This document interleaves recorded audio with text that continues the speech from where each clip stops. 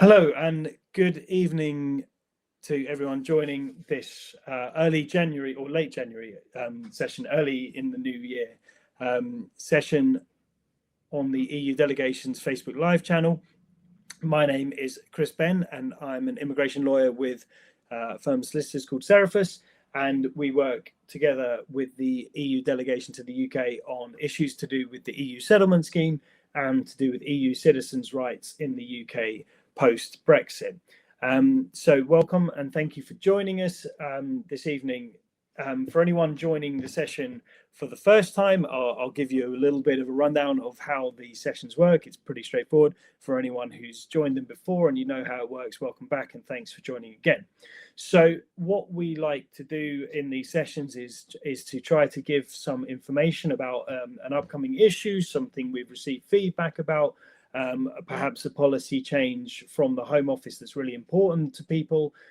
We cover those in the first part of the session, and then we also have a Q&A session towards the end of the hour. We tend to run until about 6:30, and so it's a pretty straightforward format, just a bit of information, and then I'm happy to take any questions that anyone has. So we choose the topic, as I say, kind of based on things that are important for people to be aware of, and on feedback, the questions that we receive through the delegation's social media channel, other stakeholders who we talk to about citizens' rights. So we are going to talk this evening about electronic travel authorization. It is a topic that we have spoken about before. We talked about it when the Home Office started applying electronic travel authorization to European nationals, which happened last year. But we brought it back on our agenda for this month's session because there was a big announcement towards the end of last year about what we'll call the full enforcement of electronic travel authorization. So that's the Home Office saying, well, we introduced it and we've been applying it, but from a date this year, which will be at the end of February, we're going to be fully enforcing it. And that has some very significant implications, both for those EU visitors who need a travel authorization and for European nationals and family members of European nationals who have status under the EU settlement scheme. So that's why we brought it back today. So even if you've heard me talk about it before, I'm coming back today because it is really important how things are going to work from February, because whereas people may have there was some flexibility in how the airlines and carriers were approaching the policy, that the Home Office gave flexibility to bed in the idea of electronic travel authorization because it's a new policy. But from this February, we're going to have a more robust enforcement of it, and that means people need to be aware of what happens, who needs ETA, who doesn't need ETA, what do you do, how do you get one, and things like that. So that's why we are talking about it this evening. So this is just an overview of what I will run through, just a little bit of background of electronic travel authorization. It won't be anything in detail. I just want to explain what it is, because sometimes people confuse it for a visa, and actually electronic travel authorization isn't a visa. So I'll explain what it is if it isn't a visa. Who needs an ETA? Why do European visitors need an ETA? What's the situation for EU settlement scheme status holders? Because obviously there's lots of people in the UK with EUSS status. There's 5.8 million people with status under the scheme, and the vast majority of those will be European nationals. So what's the situation for them? What to do if an application for ETA is unsuccessful? It doesn't happen very often, but it is important for people to be aware. Someone contacted me in the last week saying, oh, this person has applied for an ETA and they've been refused the ETA. What's their situation? Can they come to the UK? So I'll explain that. Important information for dual EU British nationals. I want to cover that because this is a group who may have had a lot of, well, they would have been flexibility in terms of which travel document to use over the last few years, but that flexibility is no longer going to be applicable from February. So I want to explain the situation for dual EU British nationals, and just to cover the situation for Irish nationals, and specifically as well for Irish residents who are EU citizens, because there is a special carve out for these EU citizens, but it's a little bit complicated to explain or to understand fully. So we're going to include that. So that's hopefully going to give people a good amount of background. It will cover the situations that apply to people who've joined the session, or you've got family members or friends who would be affected by this. So let's just have a quick look at what it is. What is electronic travel authorization? I'll use ETA. Sometimes people use ETA. It doesn't really matter. It all means the same thing. But what it is a digital permission that the Home Office gives to visitors to the UK. And it's specifically for those nationalities who do not require a visa to visit the UK. So they are called non-visa nationals in Home Office speak. And what it means is when you look at all the countries around the world, except for obviously British nationals and Irish nationals, because of the special agreement between the UK and Irish governments, but you look at every other nationality in the world, and they will be divided into visa nationals and non-visa nationals. So if you are a visa national, then obviously when you come to the UK, you need a visa, and that includes visiting the UK. But when you are a non-visa national, as all European nationals are, you actually don't need a visa a visit visa to come to the UK. So up until electronic travel authorization, you could basically travel to the UK border. This is after free movement ended, of course. When free movement times, you could just come under free movement laws. But after free movement ended at the end of December 2020, if you were an EU visitor to the UK on the 1st of January 2021, you did not need any permission in advance of traveling to the UK. You would get to the border, and you would either ask a border officer for visiting permission, or you would go through an e-gate at the UK border, and that would give you visiting permission automatically. So it's really straightforward for European citizens because they were non-visa nationals. But what the Home Office wants to do is they want to check the background of travellers who are coming to the UK who don't need a visa for visiting. And so that's why electronic travel authorization has been introduced. So it's like a pre-travel checking authorization. Anyone who has traveled to the US will have applied for the US version of this, which has been in place for several years now. And there are other countries around the world who adopt something similar. Australia, Canada have pre-authorization travel schemes. So the UK is just joining those group of nationals. The EU is going to introduce their own version that British nationals will be subject to potentially towards the end of this year. So it's just important to understand it's not a visa, because that's a question that I do get asked quite often. Is this this is like a visa to enter the UK? No, it's not a visa to enter the UK. It is a permission to travel to the UK. Who checks that permission? The carriers check that permission, and that means airlines. It means Eurostar, and it means ferry companies, who are the companies who are going to be bringing travellers to the UK. So they are called carriers, and they are the ones who are required by the Home Office to check that you have permission. If you're a European traveller to the UK, you have the right permission to come to the UK. So if you're visiting and you're from the EU, a carrier is going to be checking that you have an electronic travel authorization. Up until the 25th of February, the carrier has a bit of leeway. They have some flexibility. If you are a European visitor to the UK and you haven't got one, they can still bring you to the UK. They do not face a penalty from the Home Office for bringing you to the UK if you haven't got an electronic travel authorization. From the 25th of February this year, they will have a penalty. They will be subject to penalties if they brought you as a European visitor. They did not check whether you had electronic travel authorization, and they just bring you to the UK border. That will open them up to be liable to a Home Office penalty. And so the incentive on the airlines and other carriers is going to be to make sure that you have an electronic travel authorization. And if you don't have one, then they are going to be likely to refuse you boarding. So they're going to say, we cannot bring you to the UK because you don't have a permission. And that means we would get fined, and therefore you are not going to be able to travel. So it is a very significant date from the 25th of February. It's full enforcement of the Electronic Travel Authorisation scheme, and so it will be important to make your plans in advance, be aware, make your family, make your friends aware if they're visiting the UK that this is going to be necessary.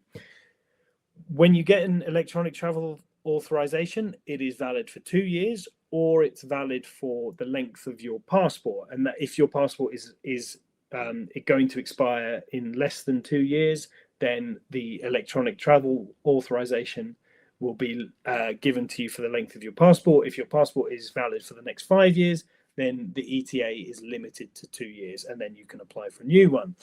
You can use the ETA as many times as you want within the validity period, which in most cases will be 2 years.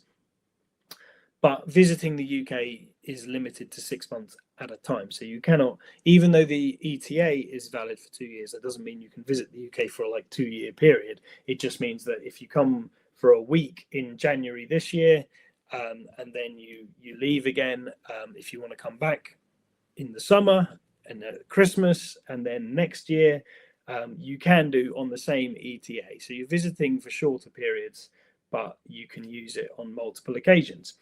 It's cost £16 to get the ETA, and you will apply for it either using a Home Office app which scans your passport, or you can go online. Most applications are made using the app, and it's probably the simplest way to do it. And the last thing I just want to say about what an ETA is that it is applicable to adults and children. So there's not a family ETA that you can apply for. You make individual applications for each visitor. So if you are all Europeans and you have a family with 2 parents and 2 kids, then 4 applications are going to be made. They're all individual applications made using the individual passports of those travellers. So everyone has to have one. And again, from the 25th of February, if only the adults of a family have got one and the kids don't, the carrier is likely to say, well, the children can't travel. And obviously, even though as parents you might have the ETA in place, you're not going to travel without your kids. So it will mean whole families aren't able to travel if they haven't got the ETA in order for everyone. So again, I'm just trying to hammer that point home because it is a significant date, this enforcement date of the 25th of February. Okay, I've already touched on why the ETA was introduced, but just to give you that background again, it is so the Home Office can check the background of people who want to come and visit the UK. Because for non-visa nationals, so those people who don't need a visiting visa to come to the UK, the Home Office does not have a lot of information about them before they get to the UK border. And so what ETA does is it makes people apply before they travel to the UK, and it makes people give their background details to the Home Office before they travel. And part of the application involves making declarations. It will ask you about anything like criminal convictions that you may have, or any issues that you've previously had with UK immigration. You will be asked about those. So it's like basically a check to see if you have any issues that the Home Office thinks make you unsuitable to come back to the UK.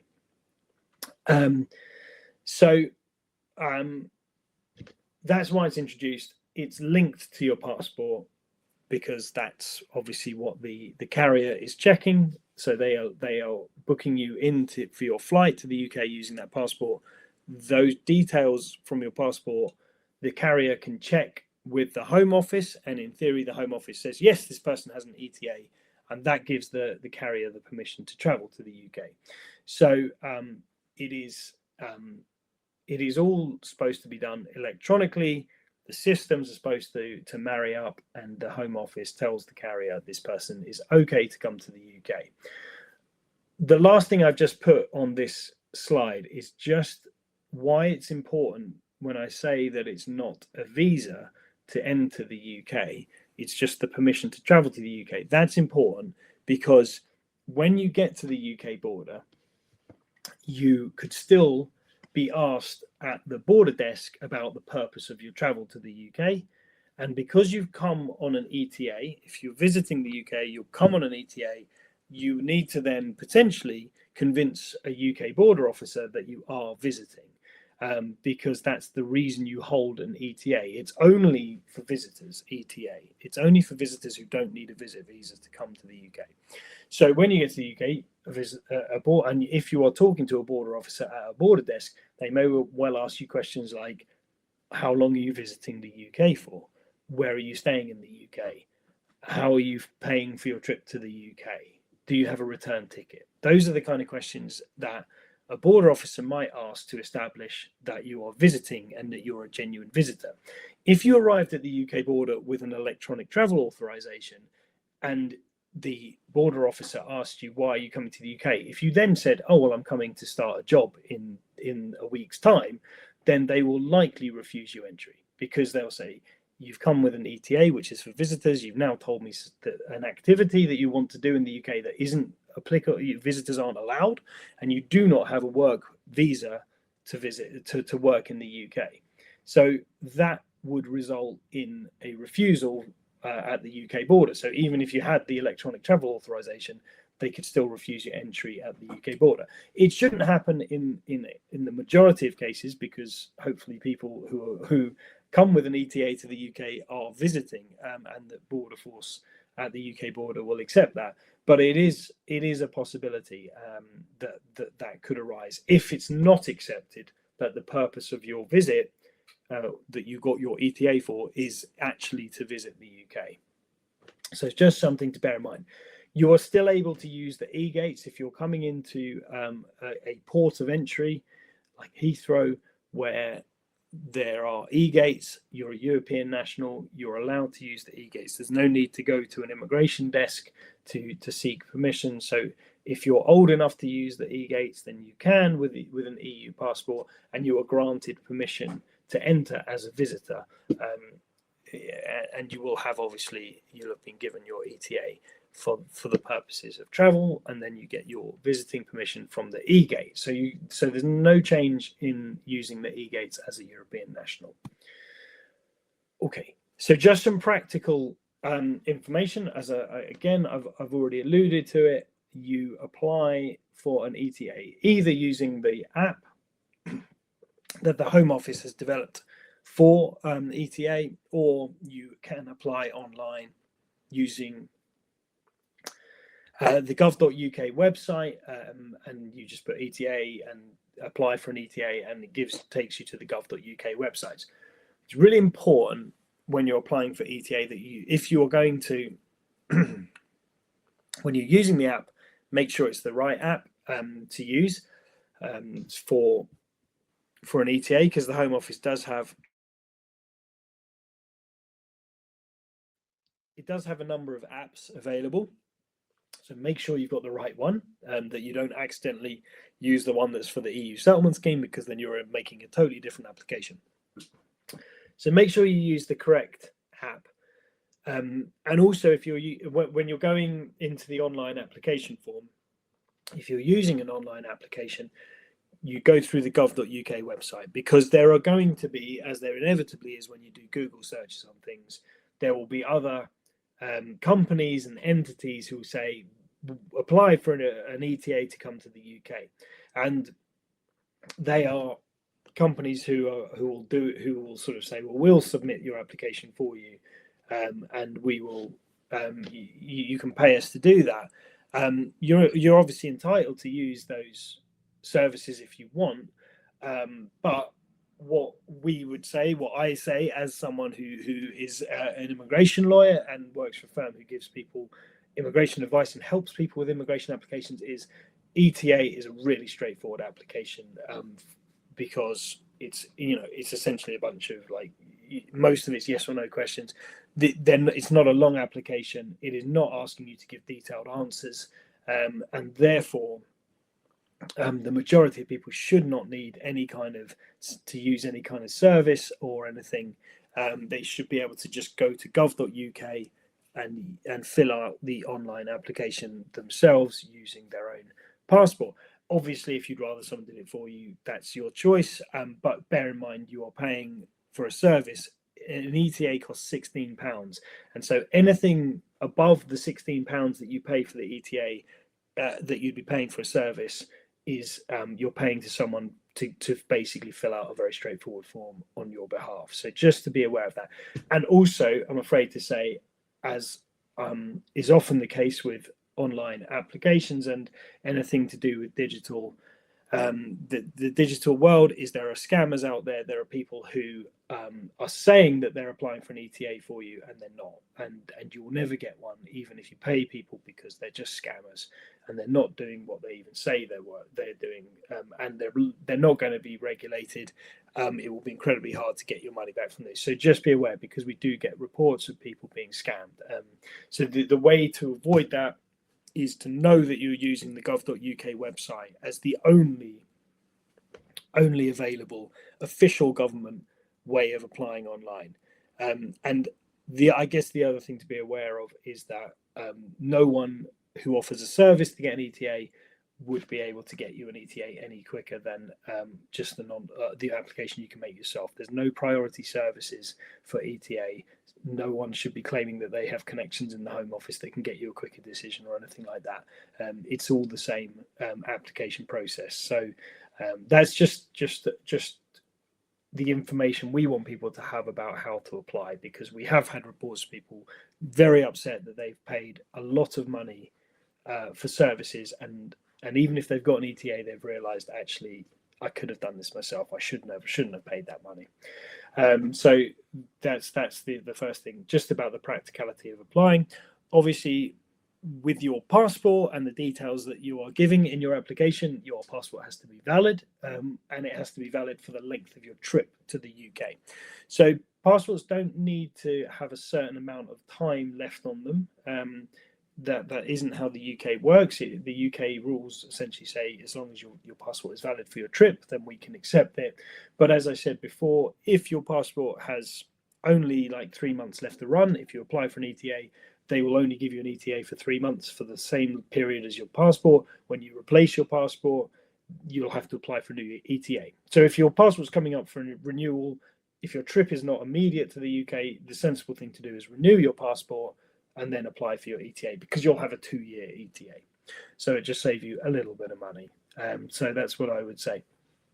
You obviously give your contact details, email address, so the Home Office can communicate with you about your application. You have to upload a digital picture or digital photograph of yourself, and then you answer the questions. It's not a long application. The Home Office says that they give you a 3 working day turnaround. Now, the reality is that most applications are granted for ETA, and most of them are probably granted very quickly. I doubt if that many take 3 working days, but that's the time frame that the Home Office gives. If you were on your way to the airport to travel to the UK from the 25th of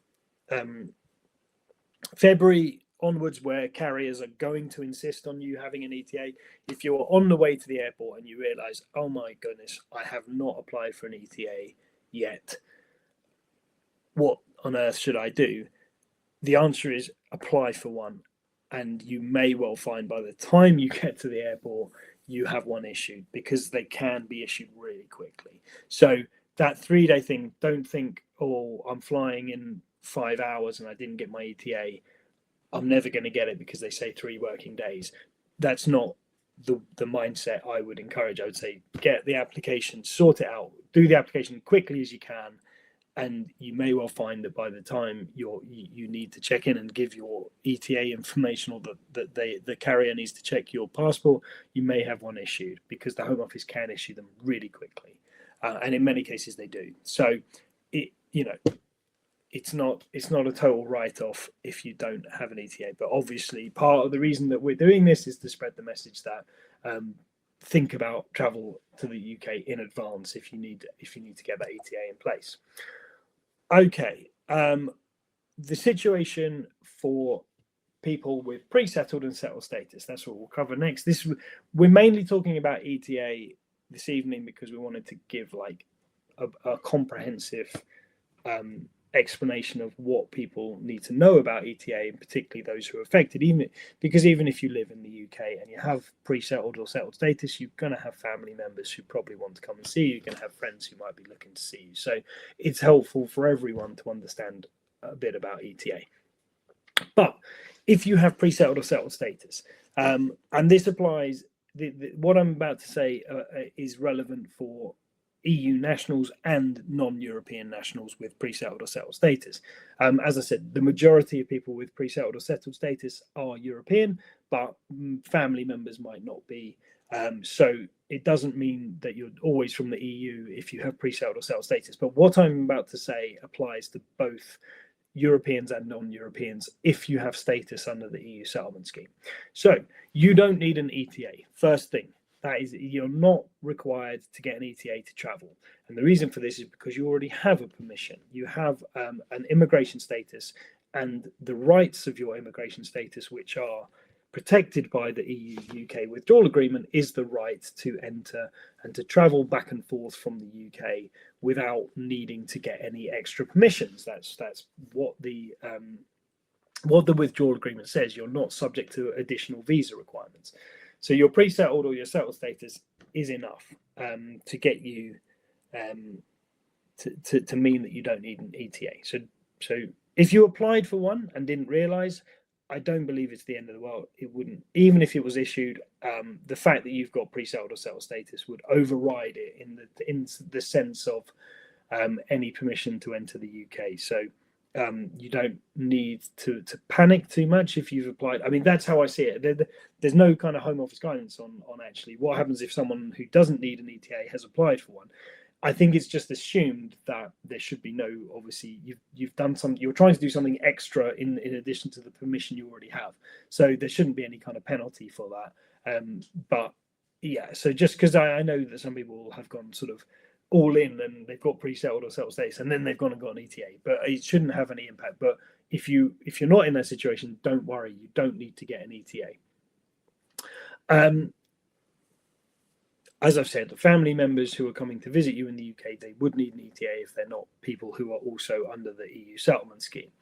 The most important thing, and this will really bite from the 25th of February, is the need to keep your digital status, your UK visa and immigration account, your UK VI account, whatever name is used, and there's multiple names, your e-visa, it might be called your e-visa.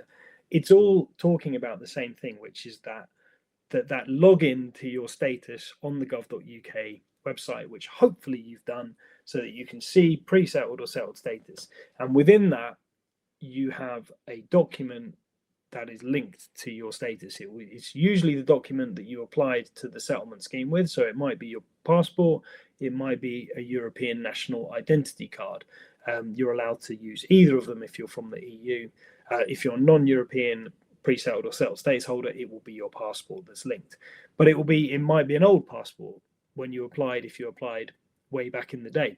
So if you've got a new passport or a new national ID card, you need to update that, because what happens when you get to the airport or when you check in for your flight before you arrive, the information that's in your current passport, your current national ID card, that information is sent to the Home Office. And if they then link it to your UK visa and immigration account, then they can say to the carrier, yes, this person has pre-settled or settled status. They don't say the status you have, they just say to the carrier that person has a correct permission. So that's how it works. That's what links the two together. That's how your passport and your e-visa, your UK VI account are linked together, and then the carrier gets the result that they want, which means they can let you travel to the UK. So what we are trying to emphasize, and the Home Office has been trying to emphasize, and they've been sending out emails to people with status under the settlement scheme over the last few months, saying we need you to get your UK VI account, your digital status, get it updated if you've got any new travel documents. If you use more than one travel document, if you sometimes travel on your passport and sometimes on your European ID card, you can attach them both to your account, because you can use either, but you need to have them linked to your account, and the account can have multiple documents attached to it. It's not one or the other. So make sure you do that, because that's the straightforward way. That's how the system is designed to operate, by linking your passport or your ID card that you're traveling with, the current one, and linking it to the status that you have under the settlement scheme, and that gives the carrier the permission that they need. Now, that's how it's supposed to work, and we hope that that is how it will work. But we have to be realistic about this is technology, it's digital. There are things that happen. No system is infallible, so that means that unfortunately sometimes things that should happen don't happen, and we get reports about this. Now, in the grand scheme of the numbers of people who travel to the UK, hopefully these are just relatively few incidents, but they do arise, and they're important because they show that the system doesn't always work in the way it's supposed to. And so we want to make sure people are able to travel, and that if the system isn't working for them, they know what to do. So the most obvious thing that could happen if you have status under the settlement scheme is that you have forgotten that you got a new passport, and that you didn't think, oh, I should have updated my digital status. It's not the first thing that pops into anyone's head when they get a new passport is, oh, I should run to my UK visa and immigration account and make sure it's up to date. That's just not the reality. But so that's going to be the most likely situation, is people just haven't done the update. So when they get to come to travel back to the UK, the passport they're using or the ID card they're using isn't linked to their status, and therefore the Home Office can't give the carrier the permission code that they would do if the document was linked. So what can you do in that situation? Well, you can try to update your document when you're kind of outside the UK. If you realize before, and it's not time critical, like your flight is about to take off, you can try to update your document to your new document into your account, and by logging in and then using the update function. So you might be able to get your new document updated. It might not work, but it hopefully there is the possibility of doing it when you're outside the UK.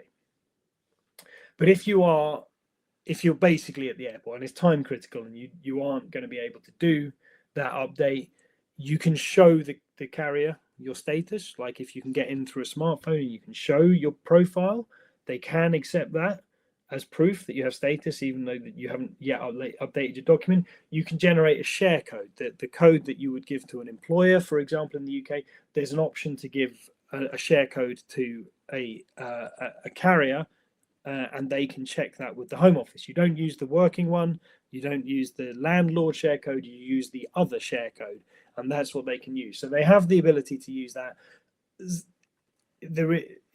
Again, reports that we have, some carriers aren't particularly clear on what a share code is, or they're not necessarily that interested in using them. So I'm not saying this will be like a bulletproof solution, but it is a possibility. And the other thing that the carriers have is the ability to contact the Home Office themselves. There is a dedicated contact line, and they can check someone's details to see if the Home Office can find that person has the right permission. So again, it may not be like, people are obviously they're encouraged to keep their documents up to date, and that's really important. But we know that it's not going to happen in every case. We also know that sometimes the system doesn't give the right outcome. There are glitches in the system. It is a huge database of status holders, and therefore things do not always go right.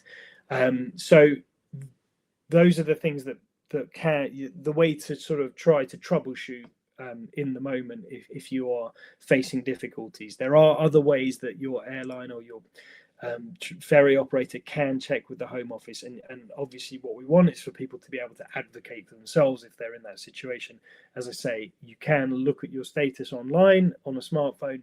Hopefully a carrier would accept that. I've had a couple of reports sent to me today where that's what people did. There's something didn't work with their digital account, but they were able to log in and show the carrier, and the carrier accepted that they had status. So that's a little kind of plea to people to check your current ID document, your passport, your national ID card is linked to your status if you're thinking of traveling, and even if you're not thinking of traveling, update it, because that's really, really important. Okay, so that's the settlement scheme, and just to say, if you have another type of immigration status, because there are plenty of European nationals in the UK who have status that is not under the settlement scheme. So if you have like a work visa, student visa, the same applies. You have a digital account that you can update. The difference with that, with someone with a work permit or student, is you can only update it with a new passport. You're not allowed to use your national ID card. That's something that's reserved for people with pre-settled or settled status. But it's the same principle. If you have an immigration status, then you have an online account, and you should be looking to update your online account with any new passport that you're issued. Okay, I'm going to return back to ETA, because we need to look at what happens, or what might go wrong with an ETA application. And the data on ETA is that there have been millions and millions of applications and millions of ETA issued, and the figures of rejected and refused ETA are very low proportionately, and within the EU grouping, you can see the data on European nationals, it's very low indeed. So that's a good thing, because we don't want people to have an issue when they're trying to get an ETA. We want them to be able to, and to travel, and for everything to be nice and smooth. But it can, there can be an issue. So there's two things that can happen when you make an ETA application that isn't successful. One is it could get rejected, and the other is that it gets refused. Now, rejections are more common than refusals, which again is a good thing for reasons I'll explain. Essentially, a rejection is something didn't go right with your application, in the sense of like an administrative error, if you want to call it that. So an example would be the photograph is not good enough quality that they can be given sort of attached to your ETA. So it might be that the picture didn't come out quite right, and that can lead to a rejection of your ETA application. You're not being refused an ETA. You're not being told no, you're not getting permission. Just you get rejected, and you need to resubmit with a photograph that is acceptable in that example. So that's something that can happen. It doesn't happen that often, but it can happen. A refusal is different entirely, because a refusal is where you did make an application that was that everything was correct about your application, but the Home Office has said, well, you have one of the pieces of information that you've given to us, or several of the pieces of information you've given to us, are grounds to refuse your ETA. Now, I've used an example of a criminal conviction, in this case for more than 12 months. That will lead to a refusal of an ETA, because it goes back to the purpose of the ETA, which is for the Home Office to essentially say, well, this is someone we don't think is suitable to travel to the UK, or at least if they're not suitable to travel without making a visa application, because this is what you would do possibly if you have been refused an ETA, because there's no right to challenge a refusal of an ETA. You can't say, I want you to look at that decision, I think it was wrong. They are final decisions. So if you are refused an ETA and you still want to come to the UK, you need to apply for a visit visa, because that's the only way that you will be given a permission that a carrier will then be allowed to bring you to the UK. And so it's obviously a more kind of bureaucratic process to apply for a visit visa, but it is the only option.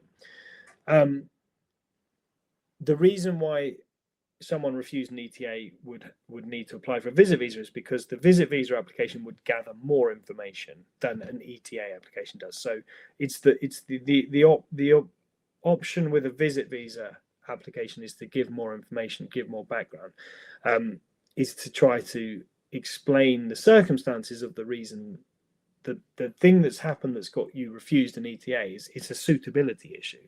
And so in a visit visa application, you have more opportunity to explain what's happened. Now, I have to be clear that if you've been refused an ETA, there is a good chance you will be refused a visit visa for the very same reason, because if the Home Office is saying you're not suitable for having to have an ETA, they might well say you're not suitable to have a visit visa. We do not want you to come to the UK.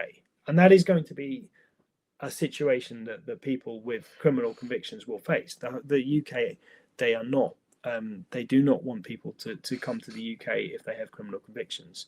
And so I'm not suggesting that applying for a visit visa will solve the issue.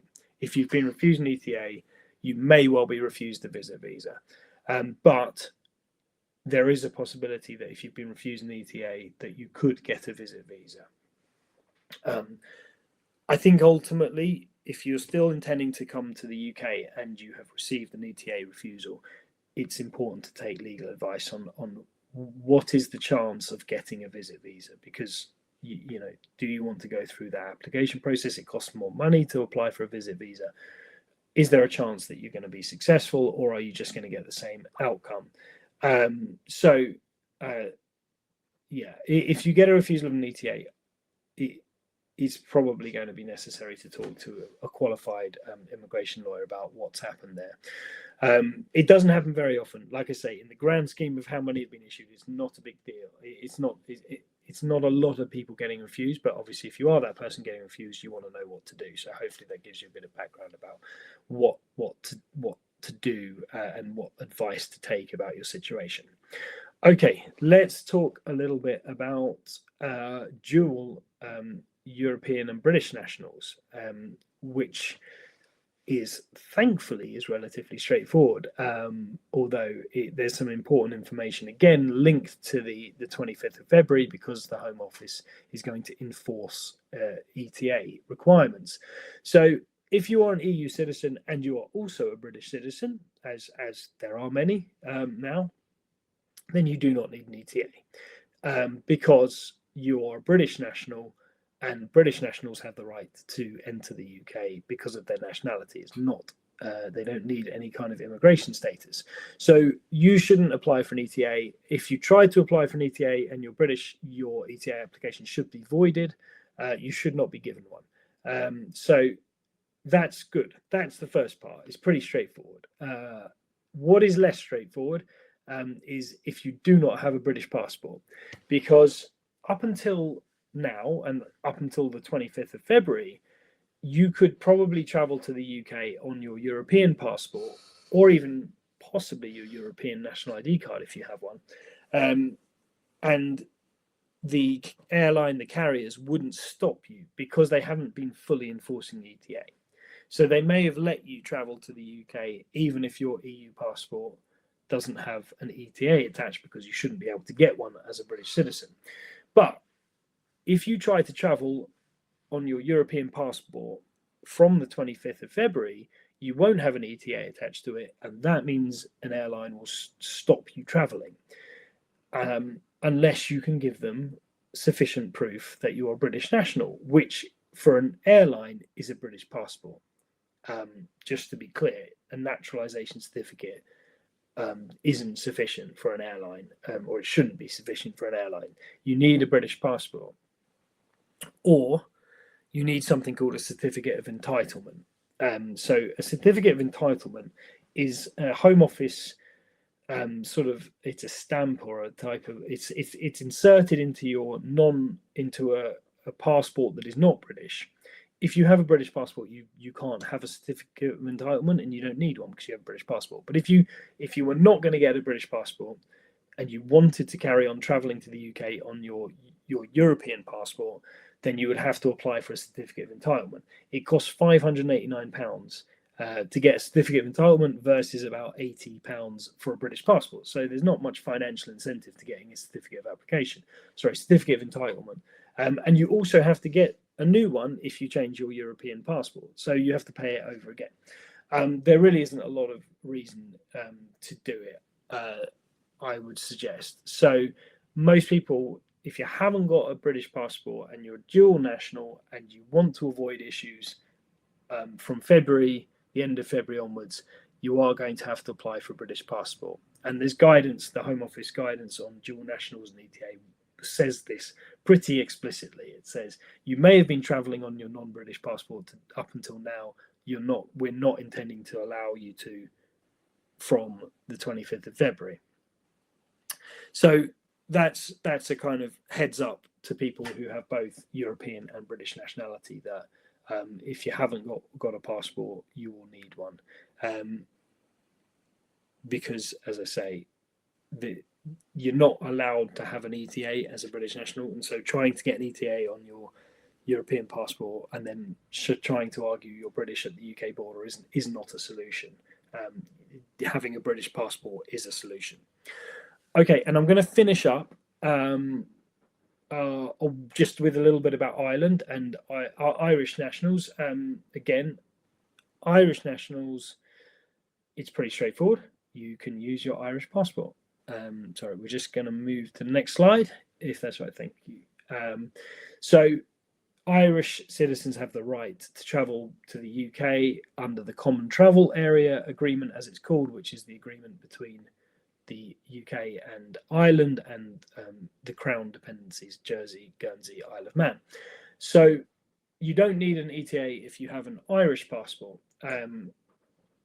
And so that's fine. What's a little bit more complex is for European nationals who are non-Irish but happen to be living in Ireland, because there's two scenarios that you will face in terms of visiting or traveling to the UK, which is if you are living in Ireland and you are just coming into the UK from Ireland, and then so it's a sort of essentially a short journey from Ireland into the UK. Maybe it's across the Northern Irish border, maybe it's over the Irish Sea and into the UK. But ultimately, you're entering from Ireland, so you're not required to have an ETA, but you may be required to prove that you are a lawful resident of Ireland, because only European nationals who are lawful residents of Ireland have this kind of little carve out, this ability to not get an ETA.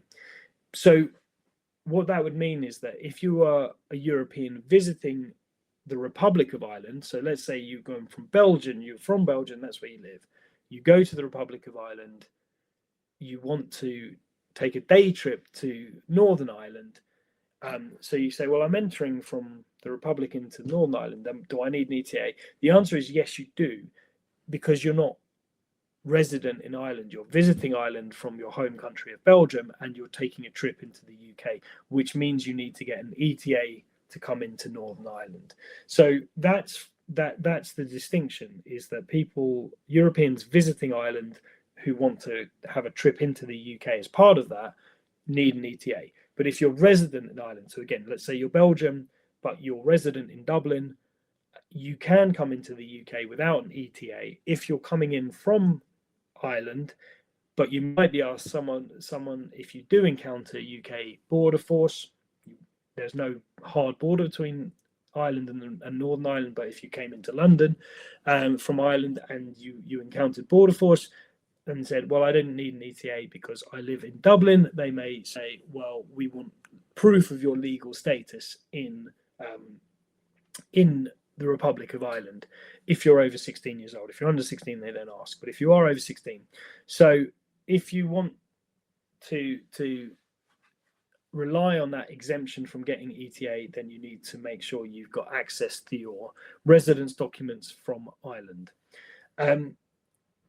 And here's where it gets a little bit more confusing, which is that if you are, so same scenario, you're resident in Dublin, you're Belgium, you're resident in Dublin, and you're traveling back to Dublin, but you need to transit through the UK for some reason to get to your home in Dublin, you need an ETA if you're going to cross the UK border. So not every transit passenger has to cross the border, but actually most do. So it's only as I understand it, Heathrow and Manchester Airport, where you wouldn't have to pass through UK border in order to transit. So almost every other journey requires you to come in through the border, even if you're just transiting for a short period. And so you do need an ETA to transit if you are coming from outside of Ireland, even if your home is in Ireland. So that is a really quite a confusing situation, I appreciate, for lots of people. I do wonder if the solution for many residents of Ireland who are European nationals will be just to apply for an ETA to avoid confusion along the way. So yeah, but that is the rule. So essentially, what you have to think about if you live in Ireland and you're a European national, but you're not Irish, is where am I entering the UK from? Is it from Ireland? If it's from Ireland, you don't need an ETA. But if it's from almost anywhere else, you need an ETA. Okay, and that takes us to the end of the electronic travel authorization and what's going to be the situation come the end of February. So hopefully that's helped people to understand. It is most of it's relatively straightforward, but there's always complications with these things, unfortunately, and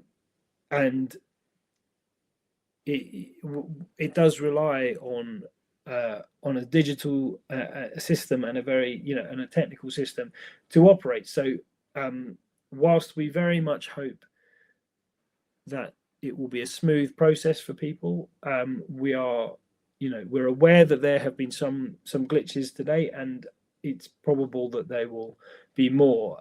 But what we're trying to do is give people the information to avoid issues and stressful issues at the point of travel. We're trying to say get things sorted as much as you can before you actually travel, and hopefully that means that you won't encounter difficulties and that you'll be able to have a stress-free travel. But if there are any questions about any of this, or if there's any other questions to do with anything EU settlement scheme related or withdrawal agreement related, then I'm very happy to pick these up. Got a few from my colleague who is very helpfully running the presentation, Caroline, thank you. So I'll just run through these now before we aim to finish this evening. So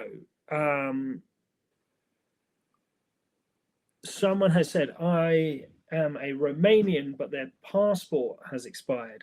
They have an ID card. Can they travel to Italy from the UK? So exiting the UK is not an issue. You do not need to exit the UK on a specific document. I mean, obviously, the airline who's taking you out of the UK will want to know that you have a valid document for travel that will not result in you getting refused entry at the other end. But obviously, if you have a Romanian ID card and you're entering Italy, you're entitled to do that because that's European free movement law. So the fact that you're leaving the UK on a non-pass on a document that's not a passport is absolutely fine. You shouldn't face any issues with the UK. The carrier should accept because you can enter in Italy. You're entitled to enter on a Romanian ID card as long as it's valid. Okay, I have a question about how often you can travel on an ETA, and is there a limit of how many visits or the time limit you can spend in the UK? So I referred to this in one of the introductory slides, which is a visiting permission is generally granted for 6 months. So if you come through an E-gate as a European visitor, you are given effectively 6 months from your date of entry. That's the length of your visit, but that's the maximum length of your visit. Okay, so you can visit for up to 6 months. You have an electronic travel authorization. In most cases, that will be 2 years. And so you could visit several times, and each time you visit, you can visit for up to 6 months. However, what the visiting rules to the UK say is that if you look like you are living in the UK but using visiting status to live here, then you are not considered a genuine visitor and you can be refused permission to enter as a visitor. So if someone said, well, I'm going to come to the UK for a 5-month visit, then I'm going to leave and I'm going to come back the next day, knowing that I will get another 6 months of visiting permission. You might get caught out by the immigration officer who says, well, hang on, you've just spent 5 months here. You went home for one day and you're back again.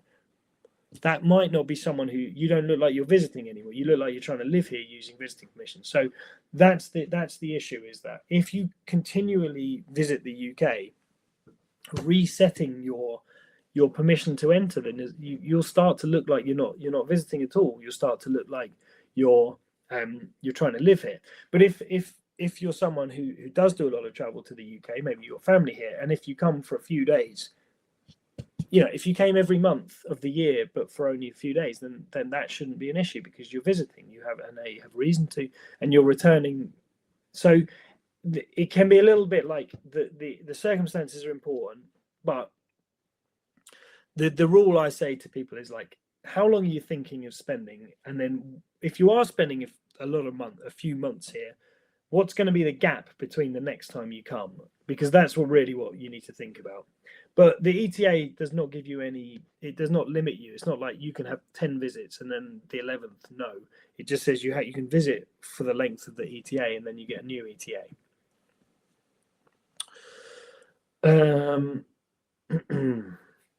So next question is, someone who's been here in the UK for 23 years, a long time.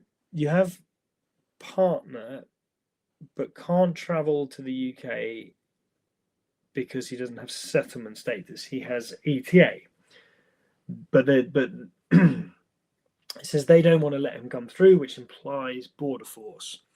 So he's come 3 times to visit, but